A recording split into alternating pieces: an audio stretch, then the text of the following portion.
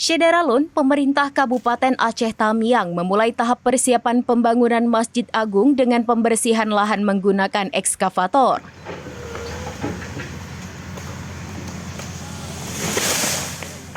Wakil Bupati Aceh Tamiang Ismail turut langsung mengoperasikan alat berat tersebut saat mendampingi Bupati Armia Pahmi meninjau lokasi di Kebun Tanah Terban, Kecamatan Karangbaru pada Senin 2 Juni 2025.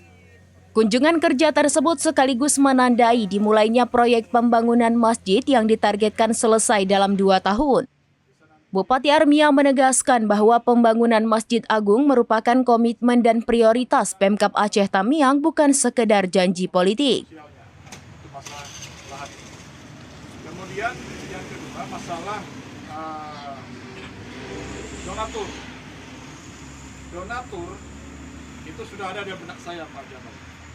Kita nanti akan minta juga dari beberapa perusahaan dan juga nanti beberapa juga anggota dewan, dan nantinya mungkin mereka kita ajak kemari.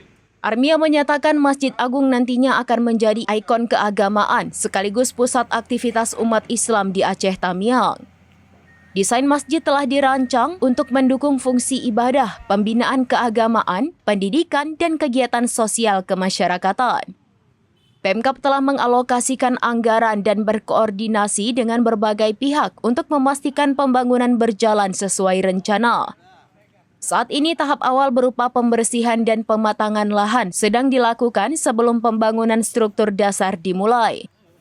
Panitia Pembangunan Masjid Agung berharap mendapat dukungan penuh masyarakat agar proyek ini dapat diselesaikan tepat waktu dengan kualitas terbaik.